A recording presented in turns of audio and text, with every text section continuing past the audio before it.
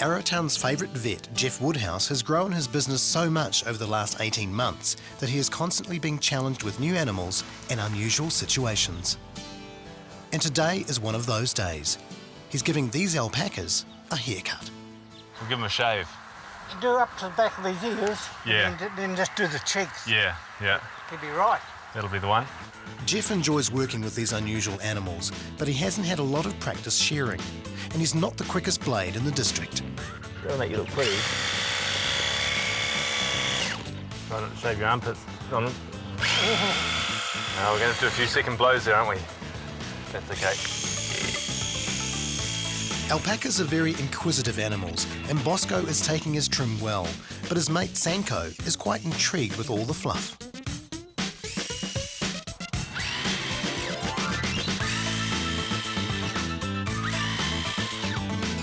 I don't intend to enter any competitions, that's for sure. Going well, though. Jeff finishes the haircut, but it's not exactly a record-breaking time. How's that time, Donald? Half an hour. 1 o'clock. Okay, perfect. If we keep improving like that, we'll be setting world records in no time. Yeah, no time at all. Yeah, very good. That'll set them up for summer.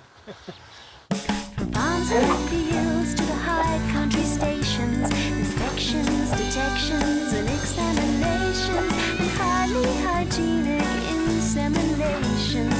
He's a remarkable vet.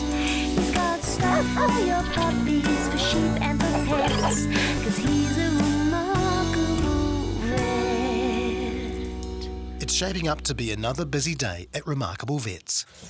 Hey, sweetheart. Hey, hello. This little cat is incredibly lucky to be alive. This is Monty, who was admitted last night because he was hit by a car. He was actually found on the road, and at that point he was unable to walk, but bright, still aware. Monty is stiff and sore, and there's one part of him that isn't moving at all.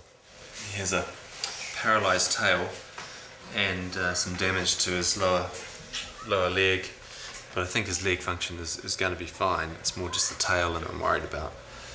But we're just going to get him to see Mum, and then he's going to have an X-ray, and we're going to tidy up that leg injury later on this afternoon. He's a great cat, isn't he? Yeah. He's very chilled. He had to be picked up off the road and he was in a lot of pain as well. The tail's not working at all, and he's just a little weak in the hind limbs. He just may end up looking a bit like Diesel. Okay. Yeah. Monty's accident is eerily similar to the one in which Diesel lost his tail 3 years ago. Diesel is a unique cat, and he rules the roost at Remarkable Vets. He is very popular with visitors to the clinic, but not many people know how he lost his tail. 3 years ago, Alicia was given Diesel and his brother, who were orphan kittens, only 4 days old. Sadly, his brother died that day, but Diesel was strong, and with Alicia's care, he survived those first delicate weeks. 3 months later, a very happy and social kitten, Diesel was hit by a car and damaged the nerves in his tail. After a month of observation, it was decided the tail needed to come off, and once again, Diesel bounced back from his ordeal and became the confident and fearless cat that we all know today.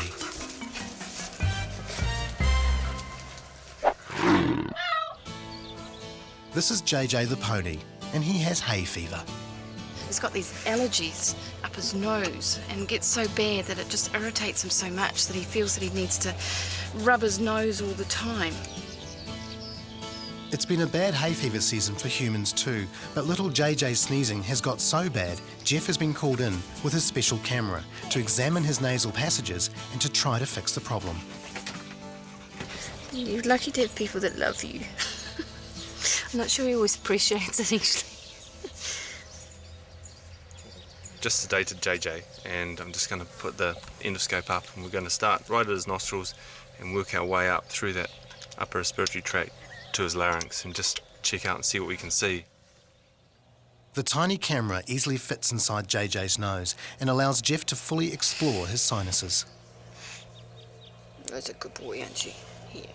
Well, I'm just looking at the mucosa, the nasal mucosa, the upper airway, and I'm not seeing too much that's abnormal. I'm looking at things that I think have been abnormal and are healing. There's nothing really dramatically inflamed and sore from now. Oh, that's good news. Yeah. JJ's condition will be left to heal by itself, and it may be just the change of season that is causing a sneezing. And there's another animal hiding in the grass, which Jan is worried about. I'll take you over and you can have a chat to Jeff and see whether he thinks it. This is an orphan deer fawn, only 10 days old. He is healthy, but not very steady on his feet. Jan fears he may have damaged hips. For a week old, he should be starting to run around, and I think he might have something sore in his back end or something. He's sort of a bit contracted there. He's not standing too well. Got a name? Oscar. Very regal, isn't it? That's a good sign and a really bad sign. Once you've named them, you're really in for the long haul. Yeah, he's mobile enough. I don't think he's in pain when he's moving. Yeah, he's bright enough, wants to drink. And those are the basic parameters that you go by. Give him a crack, Jan. I mean, he's named after all. Yeah, he's named now. I know we've got to carry on now. You can't lose him, can you? You poor little fella. So little Oscar will battle on, and with Jan's care, he should have a very pampered life indeed. And just down the road, there's another deer about to give birth at vet nurse Fiona's farm. Our wee pet fawn Precious that we had last year, her mother had died, we took her on board. She's actually just starting to fawn now, so we want to go along, check everything's going as it should. Deer are normally really good, but we'll go and see and make sure everything's going okay. Fiona and her husband Spick run the small deer farm with their 4 daughters. How's she going? Good. She's up and down 4 or 5 times while I was mowing, so... Yeah, so it's a good time. Yeah, it is. No, very excited. But without further ado, Precious takes everyone by surprise and delivers a healthy baby boy. Spick and Nell race up to check him out. Look at him. He's only about 10 minutes old. See how he's shivering? He's just keeping warm. He's a lovely wee boy, isn't he? Back in Arrowtown, the team are preparing for Monty's surgery. We're about to anaesthetise Monty and we're going to check the extent of these injuries, or the injury to his back left leg. And he is actually going to have a tooth extracted as well. He's cracked one of his canines. That's going to be pretty sore for him, so that's going to come out today as well. Jeff x-rays Monty's tail and pelvis, and Monty's mum Linda has come especially to see the results. What you may have already noticed too is there's a little disruption of this tail area. Yes. Okay. It's kind of shifted a few millimetres there. So brace everybody for the possibility of amputation, because it could have to happen. All right. If Monty's tail doesn't recover, it will have to come off. If it does, at least he'll be in good company. Saturday mornings are often a busy time at Remarkable Vets, and today is no exception. Welcome to Remarkable Vets Crash. Saturday morning. That's fantastic. Leave your children. Yeah, I dropped mine off. And there's a very special reason why Jeff's children are in today. So we have an entourage today. I mentioned chinchillas and how lovely. they couldn't stay away. Oh, they've just loved the baby. Not that they know what a chinchilla is until now. Diesel has never seen one of these furry creatures either, but his instinct to hunt mice is strong, and the chinchilla is part of the rodent family. It's been a long time since I saw one of these guys. Is it? Yeah, probably a decade, I would say. Oh, I'm sure they haven't changed. No, they haven't evolved. Cricket the chinchilla gave birth 3 days ago. One kit is doing well, another was stillborn, and now Linda is worried there may be a third still inside her. So I'm having a good feel here, and I can't feel anything that feels remotely like another kit. Okay, that's good. Yeah. Now Jeff just needs to prize the kit from the kids so he can give it a checkup. Will you be able to tell the sex of it, Jeff? You're probably presenting me with a real challenge today, but we'll have a look and see. I'm picking it's a girl, to be honest. Okay. Yeah. It's hard to tell this. It is hard. It's easier when you've got several and then you can compare. Chinchillas are originally found in the mountain ranges of South America and are extremely rare as pets in New Zealand. Jeff will watch these two with interest, as they will probably be the only ones he will treat this year. Oh, no, sweetie. Good boy. No, that's not nice. It's been 3 days of recovery for Monty, and while his leg is healing well from the first operation, his tail has shown no signs of life. So what we're doing today is just assessing whether he's got any return of pain to his tail, and we're finding that he hasn't. We can basically clamp down right on the end of his tail, and he's not interested at all. The other thing that we're concerned about with Monty is the fact that he hasn't urinated in the last couple of days, and his bladder is quite large, and we need to give him a short anaesthetic today to relieve that pressure on his bladder. We need to ascertain that these functions are actually returning, because if they don't, then his future really is grave. If you hold this while I squeeze, okay? Oh, I see. Yep. Fiona helps Jeff with the unusual procedure. Thankfully, Monty won't feel a thing, but he will be relieved. So I've just anaesthetised him to really relax him, and it's coming up very easily. And we've started some new drugs on him, some human medications, and just let the bladder have some function back whilst the body goes about its healing process. He's just not functioning on his own yet, but we'll see what happens over the weekend. Things aren't looking good for Monty. He's still got a long way to go. There are lots of horses in the Wakatipu area, and Jeff is very familiar with treating these friendly animals. And this show-jumping pony has cut his foot badly and needs urgent attention. So Emma, what happened here? Well, he was up at the garage and there was a bit of stuff like wood lying around, and he just got his foot stuck in it all. Oh, okay. Did you see it happen? Yeah. Okay. Harry is Emma's show-jumping horse, and she is anxious whether he'll recover in time for the eventing season. And we were getting ready for the Lake Hayes show in 6 weeks, but only if he's better. Sort of whatever's got in there has just got in over the coronary band. It's kind of scalloped out a whole plug of tissue.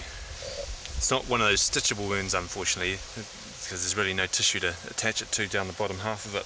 We'll certainly just give it a bit more bathe and just make sure it's as clean as it can be. It might bulge out, but if you put some decent pressure on it now, it stands a chance of staying in there, and then when the swelling kind of dissipates, then it might just all hold together a bit better. Harry's hock is firmly bound up, but Emma won't be able to ride him for several weeks. She can only hope that Jeff's bandage will heal the injury in time. Oh, the wound on Harry, it's not too bad. I think he'll recover within the 6-week time frame that we've got to have for him to get him on winning the AMP show. So there's a lot of pressure on, but I'm sure Emma's up to the job. She's going to be changing the bandages for the next few weeks, and she'll be riding him to win. So Yeah, he should be alright. Back at the clinic, Alicia has been called out to pick up another stray kitten, found lame and alone in a suburb near Queenstown. I found it in Fern Hill. It's actually really lame. It's in good condition and it's very friendly, but also quite sore in that back leg, so we'll just have to assess the back leg and do what we can to alleviate any pain while he sort of hangs out here for us until we find the owner. Oh, he smells. He just farted. Can you smell it? Was that somebody else in the room? This little fella is in a bad way, and he'll need a lot of TLC before he can go home, if his home can even be found. But Alicia does have some good news, and she's been keeping it rather quiet. Are you engaged? Yes, I am. Congratulations. It's a good bloody time, that's all I can say. Alicia's boyfriend Morgan has recently proposed, and now wedding plans are in full swing. But Alicia and her mother Marie have unwittingly scheduled something else very important on the same day. Alicia said, I think tomorrow would be the day that you'd be able to tell if she's having puppies, and then they'll be due about the 5th of February, I think it is. And we're getting married, Morgan and I, on the 4th of February. You could just see the whole carnage of, bride goes, because, the dog's having puppies, and then there'll be complications, and we'll end up with Jeff going from the wedding as well so that he can deliver the puppies, and Mum and me, and, it might just turn to carnage. But the wedding's only one day, so what does it matter, eh? 45 minutes west of Queenstown is Glenorchy, a small town which is home to one of New Zealand's most unique race days, the Glenorchy Races. People that compete are a lot of the farm hacks from around the region here. They're working horses. They get out on the high country here, and we've got a lot of that in the region. And some of them are one step away from the glue factory, but it doesn't matter. They're all equal here, and they all race here at the Glenorchy Races. It's a great event. Well, I've come over from Haas, where it's usually a yearly thing, and just come over to ride in the races. Good day out. We love riding and we love racing, and Glenorchy, it's just full of great people. It's a real fun country race day. It's fabulous. And the young girl from Haas on the left on the bigger horse. And it's a day Jeff and his family wouldn't miss. We've come to Glenorchy for the second year in a row. This time we've got the whole tribe. Couldn't keep the girls away. They're pretty keen to take part, I think, but so we're going to book them in about 2012 for the double barrel race. I think they'll be right up for that by then, won't you? Hey. Although round the double barrel, some horses need a helping hand. Run through, come on, put the pace on. That's the story, Griffin. Here we go, we're away now. Walk over, Bob. Look, he's got his nose in front.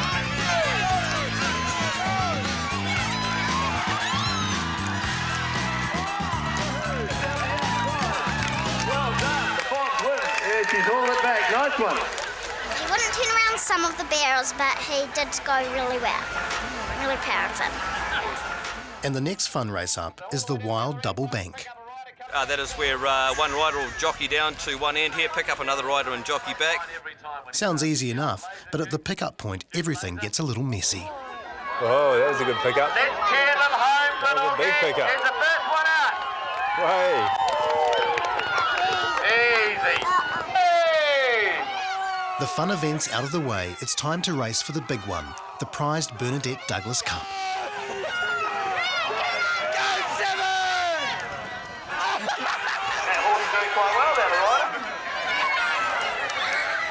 Local rider Grimmer takes it out for the third year in a row, but then Jeff gets an unexpected phone call from his wife.